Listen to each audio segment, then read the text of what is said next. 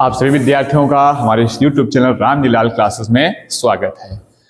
आज के जो वीडियो में हम लोग एक नए चैप्टर को स्टार्ट करने वाले हैं। वो चैप्टर नंबर आपका है 7, जिसका नाम है प्रत्यावर्ती धारा, AC current, alternative current. Very very important chapter for board exam. बहुत ही अच्छा चैप्टर है ये, बहुत यूजफुल चैप्टर ये है। और इसकी थ्योरी और न्यूमेरिकल बहुत ही इंपॉर्टेंट है, क्योंकि न्यूमेरिकल इसके अक्सर बोर्ड एग्जाम में पूछे जाते हैं। खासकर जो हमारे जो फिगर बनते हैं एलसीआर सर्किट के, वो सवाल लॉन्ग क्वेश्चन में आपके पूछे जाते हैं 5 नंबर में, और शॉर्ट में भी क्वेश्चन, ऑब्जेक्टिव वगैरह में भी इसके क्वेश्चन पूछे जाते हैं। तो ये चैप्टर बहुत अच्छा है, इंपॉर्टेंट है और बहुत ही यूजफुल चैप्टर ये है। इसलिए चैप्टर को अच्छे समझने के लिए आज के इसको जो इंट्रोडक्शन चैप्टर इसका है, वो बहुत ध्यान से सुनना है कि इस चैप्टर में हमें क्या पढ़ना है और क्या क्या चीजें इस चैप्टर के अंदर रखी गई हैं। तो आइए स्टार्ट करते हैं चैप्टर को।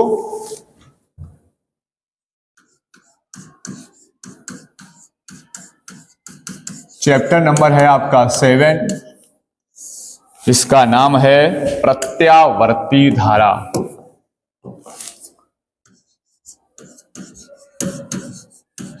प्रत्यावर्ती धारा, जिसको हम लोग इंग्लिश में पढ़ते हैं alternative current. Alternative current, short में इसको आप कह सकते हो एसी। यानी ये एसी करंट का पूरा चैप्टर है। पिछले एक वीडियो में आपने पढ़ा होगा एसी जनरेटर। एसी जनरेटर बनाया क्यों गया था? एसी करंट को उत्पन्न करने के लिए। कैसे क्या हुआ था वो आपने उस वीडियो में देख रखा होगा। नहीं देखा, उसको देख के आओगे तो ज्यादा अच्छे से बात समझ में आएगी। धारा क्या होती है? जो धारा होती है, चार्ज का फ्लो जहां पर होता है। यानी आप ये पढ़ चुके हो, बहुत शुरुआत से ही पढ़ते जा रहे हो, कहीं भी अगर चार्ज का फ्लो होता है तो वहां पर बनती है करंट। और जो धारा हमारी होती है वो 2 प्रकार की होती है। कौन कौन सी? एक अपनी होती है दिश धारा और दूसरी होती है प्रत्यावर्ती धारा। तो धारा क्या है, जरा थोड़ी सी चर्चा उसे करते हैं। धारा यानी current, rate of flow of charge. कितने टाइम में इतना चार्ज फ्लो किया, वही अपनी क्या होती है? करंट होती है। ये होती है आवेश प्रवाह की दर। आवेश प्रवाह की दर, जिसको हम लोग पीछे से पढ़ के आए हैं,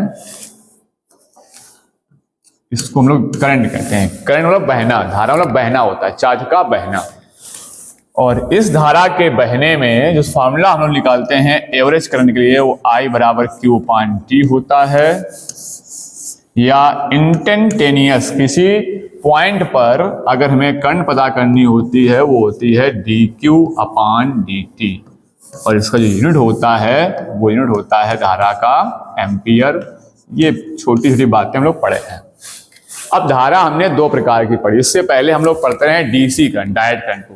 क्या थी डीसी करंट? क्या डीसी और एसी में डिफरेंस क्या है? थोड़ा सा जरा इसकी बेसिक चर्चा करते हैं, ताकि आपको इस चैप्टर को पढ़ने में इंटरेस्ट आए और हर बात समझ में आए अच्छे से। तो जो करंट है आपकी, ये 2 भागों में है। जो पहला इसका भाग था, जो हम लोग पढ़ते हैं अक्सर, उसका नाम है प्रत्यावर्ती धारा। सो दिश धारा पहले पढ़ लेते हैं, फिर चलते हैं प्रत्यावर्ती धारा पर। तो ये करंट अपनी है दिश धारा। इसको हम लोग कहते हैं डायरेक्ट करंट।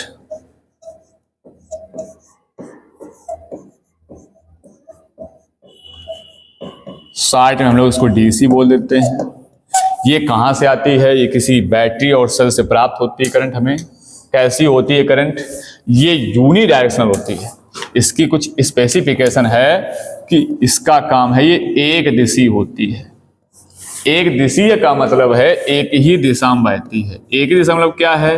अगर पॉजिटिव है तो पॉजिटिव ही रहेगी, और अगर निगेटिव है तो निगेटिव ही रहेगी। कैसे पॉजिटिव निगेटिव में रहेगी, देखिएगा, समझिए इसको।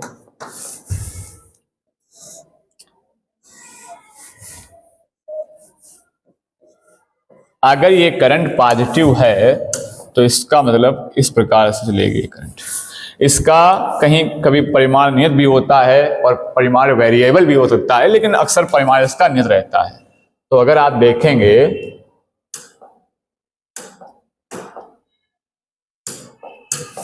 कहीं भी आप चेक करेंगे, चाहे यहां चेक कर लीजिएगा, चाहे यहां चेक कर लीजिएगा, हर जगह इसका इस ग्राफ में तो आप देखेंगे तो परिमाण नियत है और ये एक ही डायरेक्शन जा रही है। तो इसका यहां पर आप ये भी देख सकते हो कि परिमाण इसका नियत है। परिमाण नियत नहीं भी हो सकता है, फिलहाल यहां नियत दिखाया है। परिमाण नियत नहीं होगा तब भी दिशा एक ही रहेगी, तब कैसे ग्राफ दिखाएंगे आप इसको? देखिए जरा,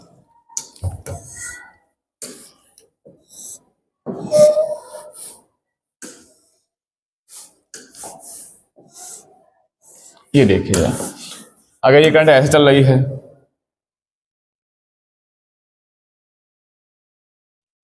तो भी आपकी डीसी करंट ही है, क्योंकि ये सिर्फ एक ही डायरेक्शन में, केवल पॉजिटिव गई नेगेटिव गई नहीं। यहाँ परिमाण लेकिन चेंज हो रहा है, कभी मान बढ़ रहा है, कभी घट रहा है, बढ़ रहा है, घट रहा है, लेकिन परिमाण तो चेंज हो रहा है, लेकिन दिशा में कोई परिवर्तन नहीं। अगर पॉजिटिव तो पॉजिटिव नहीं रहेगी, पूरे टाइम तक एक ही डायरेक्शन रहेगी। अगर ये करंट नेगेटिव एक बार हो गई तो फिर नेगेटिव बनी रहेगी। कैसे देख लीजिएगा, इस प्रकार से ऐसा सत्तीकरण ये, अगर ये एक बार नेगेटिव हो गई तो नेगेटिव ही बनी रहेगी। तो ये हमारी है डीसी करंट, जिसका परिमाण नियत भी हो सकता है लेकिन दिशा हमेशा एक ही रहेगी। परिमाण परिवर्तित भी हो सकता है, चेंज होता है, लेकिन दिशा में चेंज नहीं होगा। तो ऐसी धारा जो एक दिशा होती है, इसका परिमाण भी नियत रहता है, वो धारा होती है दिष्ट धारा। इसको हम डीसी करंट कहते हैं। और इस डीसी करंट जब एक डायरेक्शन में होती है तो इसका जो सिंबल बनाते हैं कभी तो ऐसे एरो बनाते हैं, ये हमारी होती है डीसी करंट का सिंबल। ये हमें बैटरी वगैरह से प्राप्त होती है, तो वहां पर बैटरी पर जिसका डायरेक्शन दिखाते हैं वो हम माइनस से प्लस की ओर एक डायरेक्शन में, ये हो जाती है डीसी करंट। अब आते हैं प्रत्यय धारा क्या है और इसमें डिफरेंस क्या है।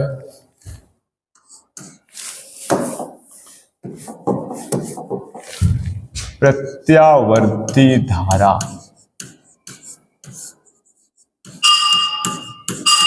जिसको अभी हमने कहा अल्टरनेटिव करंट,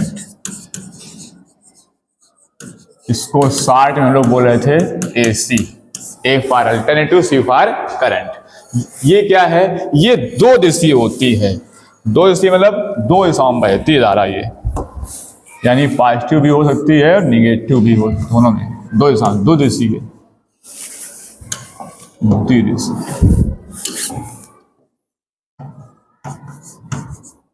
और इसका परिमाण नियत हो भी सकता है और परिमाण परिवर्तित भी हो सकता है। अक्सर इसमें परिमाण चेंज रहता है। दो दिशा कैसे है? ये थी यूनि डायरेक्शनल, एक ही दिशा में बहती थी, ये दो दिशा में चलती है। दो दिशा में क्या चलती है देखिए,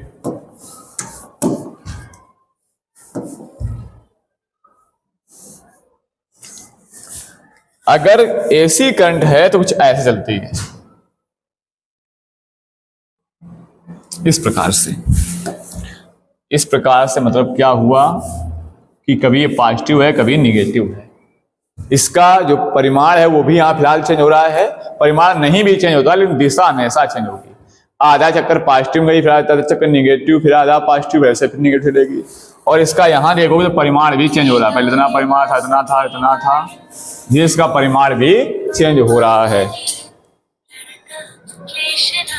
लेकिन इसका जो डायरेक्शन होता है वो हमेशा चेंज होता रहता है, इस प्रकार से। ये समय के साथ करंट फ्लो दिखाई गई है आपकी एसी करंट। इसके और भी ग्राफ मिल सकते हैं, कुछ इस प्रकार से भी आप दे सकते हो। थोड़ा हमें बेसिक बताना है बस केवल। अगर इसका परिमाण नियत दिखाना चाहते हो आप, तो मान लीजिएगा कि पहले इसका परिमाण ये था, फिर नेगेटिव परिमाण ये हुआ, फिर पॉजिटिव ये हुआ। परिमाण इसका कांस्टेंट है लेकिन डायरेक्शन फिर भी चेंज हो रही है। कैसे चेंज हो रही है देखिए जरा, इस प्रकार से।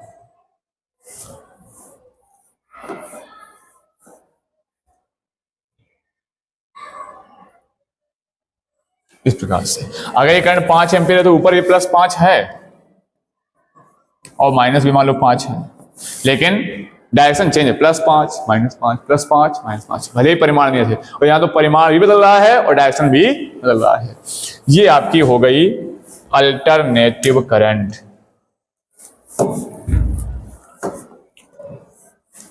और भी देख सकते हो इसको आप,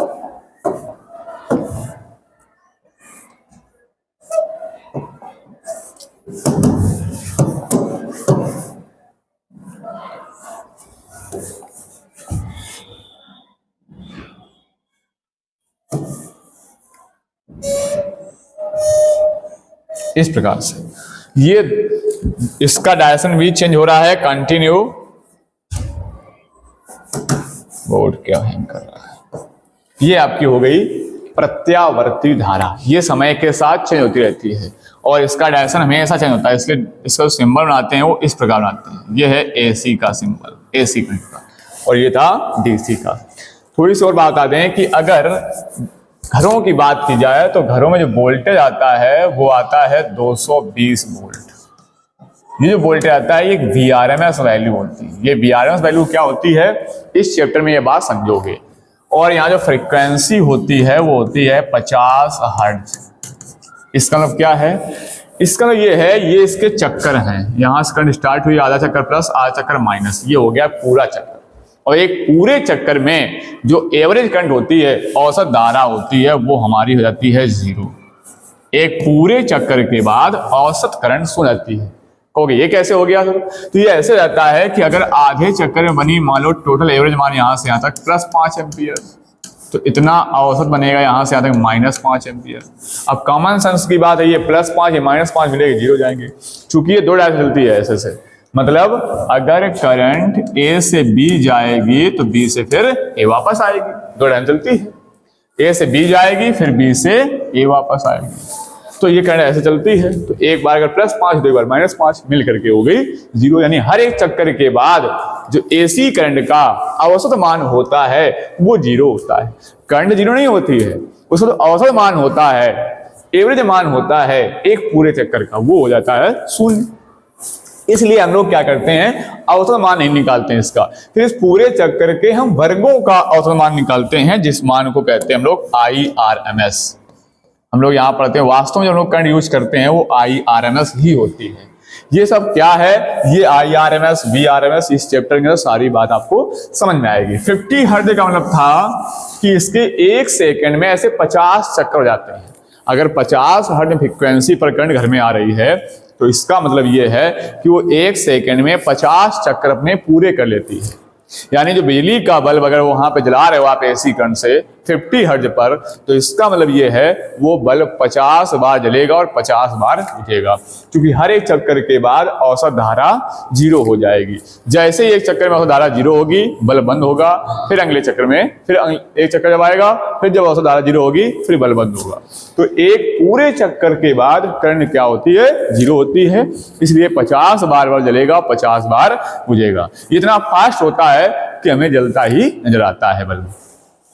तो ये कुछ एसी करंट की खास बातें हैं। यहां पर जो डीसी करंट होती है इसका परिमाण अक्सर ज्यादा बढ़ता घटता नहीं है, लेकिन इसका मान काफी बढ़ जाता है, घट जाता है। अगर 220 वोल्ट का वोल्टेज घर में आ रहा है तो ये करीब 311 वोल्ट तक पहुंच सकता है।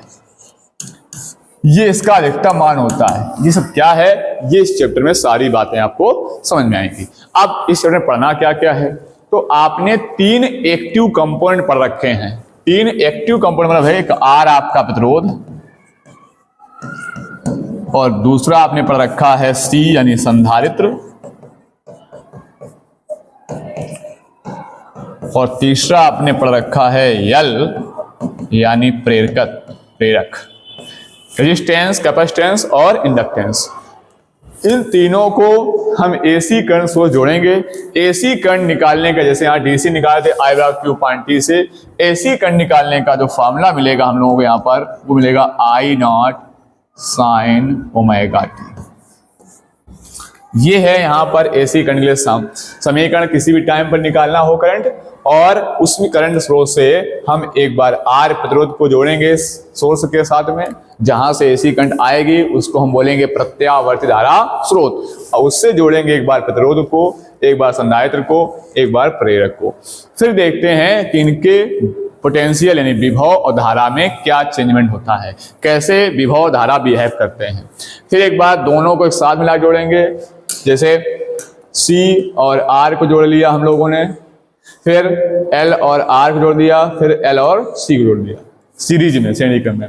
फिर तीन, क्योंकि हम लोगों कोर्स में सीरीज कनेक्शन ही है, फिर तीनों को एक साथ जोड़ेंगे LCR परिपथ। तो ये आपको परिपथ पढ़ने होंगे इस चैप्टर में, ये अलग अलग सिंगल सिंगल पढ़ने होंगे, फिर डबल डबल, फिर तीनों एक साथ, और फिर तीनों सभी केसों में आपको पोटेंशियल और करंट के बारे में पढ़ना होगा। और इसके बाद में आप लोग पढ़ेंगे चोक कुंडली में ट्रांसफार्मर। तो ये इस चैप्टर का पूरा सिलेबस है जो आपको तैयार करना है। ये बहुत ही इंपॉर्टेंट टॉपिक है, इसलिए इसको अच्छे से पढ़ेंगे। अगर सर्किट वगैरह आप अच्छे से पढ़ लेते हैं तो इसके जो न्यूमेरिकल हैं वो आपको अच्छे से कवर हो जाएंगे। इसलिए वीडियो को अच्छे से वॉच करिएगा। वीडियो अच्छा लगे तो लाइक और शेयर कीजिएगा। Thanks for watching my video.